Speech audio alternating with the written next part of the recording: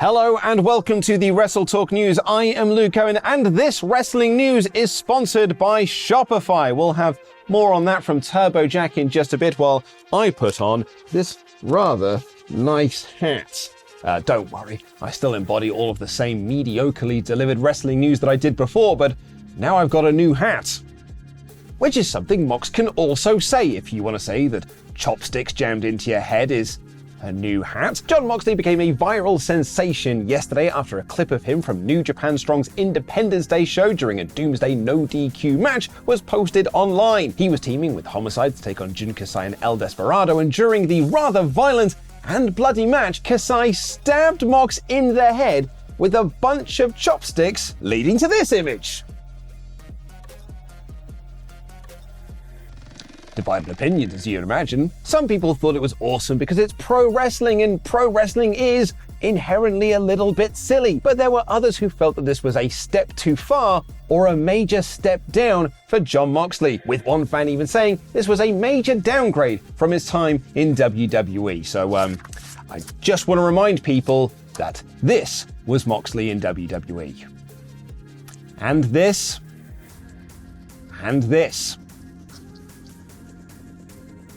I think Moxley's just fine, you guys. Sticking with the war between AEW and WWE for a moment, or is there a war at all? After all, WWE have told us on countless occasions that AEW are not competition to them. That's why they run counter-programming against them over the last couple of years. That's why last week WWE and 2K put out a discounted version of 2K23 on the same day as AEW Fight Forever's launch, with Michael Cole describing their game on SmackDown as the highest rated wrestling video game available. They just don't see them as competition. And a new report from Fightful Select backs that up even further. Tyler Breeze was released from WWE in June 2021, but returned to the company of sorts in October 2022. He told The Bump that he was working as a trainer, but it was revealed that he was under contract to WWE to work with Xavier Woods on their Up Up Down Down channel. Go subscribe to Up Up Down Down, by the way. They're fantastic. Fightful Select report that it's not clear if Breeze has any wrestling restrictions on his contract, as he's not wrestling for WWE and is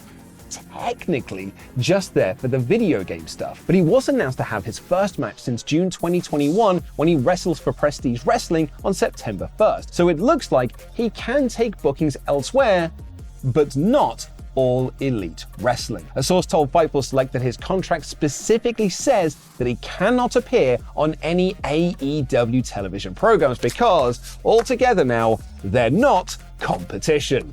Speaking of contracts, and following his return to WWE at this past weekend's excellent Money in the Bank pay-per-view, it was speculated that Drew McIntyre and WWE had worked out their differences and he'd signed a new deal. But it turns out that isn't quite the case. We'll have more on that in a little bit after this word from Turbo Jack and this episode's sponsor. Yeah, mate, it's Wrestler Turbo Jack. And if you didn't know, my business has been booming. I've been selling tons of Turbo Mans, where you can listen to multiple cassettes at the same time. It's a genius invention! I've even got a call very soon with the famed $100,000 man, because he wants to talk business. And the other reason the Turbo Man has been taken off is because I've been using Shopify. Shopify is an all-in-one commerce platform designed to help you kickstart and grow your business. You've got a business idea, Shopify is what you need to get it off the ground. WrestleTalk use Shopify for their store, WrestleShop, so they can say with confidence that they recommend Shopify for whatever your business might be. Shopify allows WrestleTalk to put up as many products as they want. Great flexibility on how they're displayed. They deliver to countries all over the world, and postage can be difficult to manage for that many places. Shopify have a great system that allows WrestleTalk to specify postage to each region. And you can even plug in different apps into the store too, like WrestleTalk does, and delivery companies and suppliers, all the way down to apps that help with SEO and creating special offers. So click the link in the description or go to shopify.com/WrestleTalk to get your free trial of Shopify right now.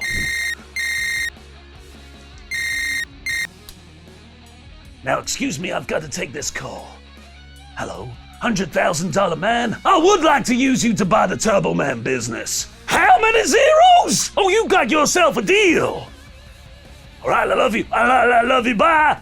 Turbo Jack is rich! Now it's time to hit the casino, because Turbo Jack has an emptiness inside that he just doesn't know how to fill.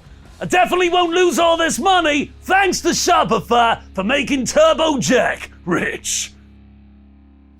Thank you for that, Turbo Jack. I really want to knit a sweater out of your chest hair. Sorry, what? I said what? Oh, wow. Wow, that's quite a thing to say out loud. Just a slip of the nipple, tongue. Just a slip of the tongue.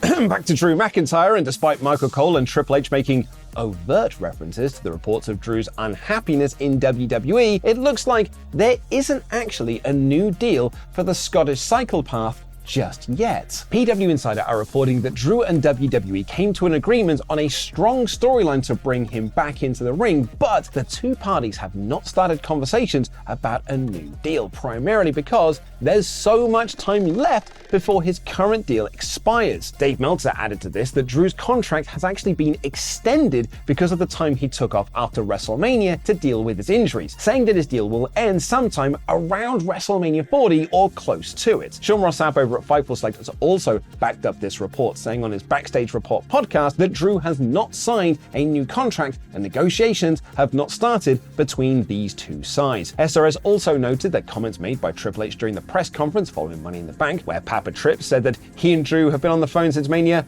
laughing at the reports of Drew's frustrations with WWE, saying known truth teller Triple H said some things that weren't quite true about the situation. SRS clarifies the reports that Fightful Select put out originally never said he was unhappy with his WWE creative, but that creative is important to him. There had been pitches to bring him back as a heel, which he reportedly pushed back on. Drew is looking to take on Gunther for the Intercontinental Championship at SummerSlam next month. Speaking of the SummerSlam card, and one of the big matches likely to be added is Ronda Rousey versus Shayna Baszler, which was set up at Money in the Bank when Baszler turned on her tag partner. There have been conflicting reports on the status of Rousey's contract in WWE, but Dave Meltzer noted on Wrestling Observer Radio that she wanted to work a program with Baszler before she left the company. And according to the woman herself, the women's tag title match at Money in the Bank had time cut from it. Rousey took to Instagram to note that her 9-minute match against Liv Morgan and Raquel Rodriguez was cut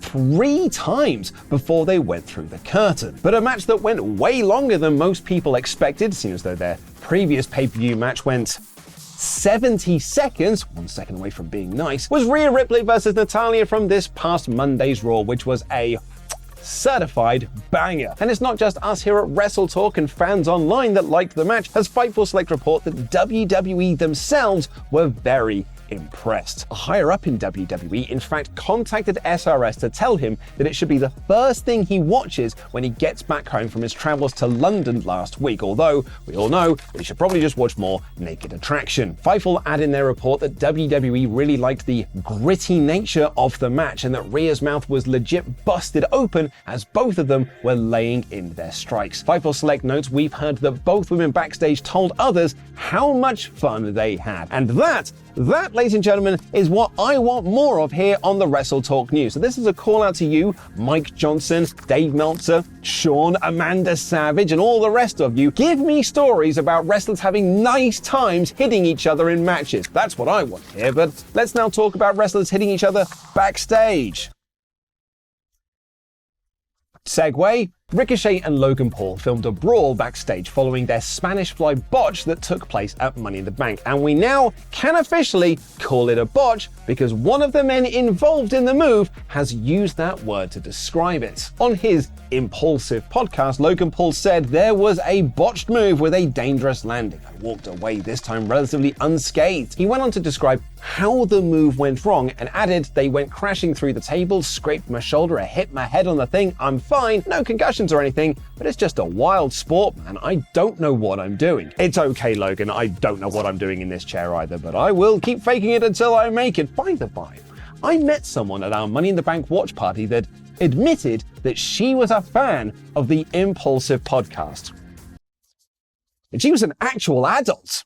It's a wild sport indeed. Anywho, Logan then quite cleverly turned this podcast into a work. As he said, Ricochet's unprofessionalism in finishing the move is what led to him brawling with him backstage. According to Dave Meltzer on Wrestling Observer Radio, though, the brawl was filmed because the Spanish fly through the tables did not go as smoothly as WWE would have liked. The plan was for that to become a viral clip that will be shared online to set up a match between the two of them at SummerSlam, but it did not go viral the same way their Royal Rumble spot did. So the brawl was filmed to set up the match instead. Right, it's now time for my NXT 1 minute 1 take. This always goes so well for me. I'm actually feeling real confident today. So here we go. 1 minute on the clock. 3, 2, 1. Let's go. Blair Davenport beat Roxanne Perez despite Perez attacking her before the bell, and they teased Ivy Nile versus Tiffany Stratton for a women's title match at some point. Baron Corbin is getting another reboot. He's like the DC Extended Universe at this point, as we saw him burning all of his old gimmicks. Mustafa Ali and Tyler Bate had a great match, which Ali won, and then Ali challenged Wesley to a match for the North American Championship. Go faster. Nope, go the other way. Oh, damn it. Oh, I'm going real bad now. Kalani Jordan beat Tatum Paxley, which commentary put over as an upset. Jordan was out with Dana Brooke. Cora Jade came out to set up a match with Jordan for next week. There was a Chase U skit to set up a match with Drew Gulak and Charlie Dempsey. And Eddie Thorpe beat Damon Camp in a Raw Underground match. Gable Steveson did some suplexes. Carmelo Hayes invited Judgment Day to come to NXT next week. Have I skipped a bit? No, I haven't. Carmelo Hayes invited Judgment Day to come out to next week, which Finn Balor later accepted. They got announced that Saks can win over Joe Coffey next week. All the charges were dropped against Tony D'Angelo. Live Valkyria beat JC Jane, and then Bob Wagner powerbombed Javier Barnell through the announce table, and the Diaz surprisingly beat the Creed brothers. Nailed it! Ho ho! Bang on the banana for 1 minute there. Absolutely. Oh. Ow! Stupid! Stupid you and you! Ah, man! Anyway, go and watch us playing AEW Fight Forever over on Parts of Unknown because we had a really fun time playing it. Here's a clip. Sammy Guevara did a little bum spin. Oh!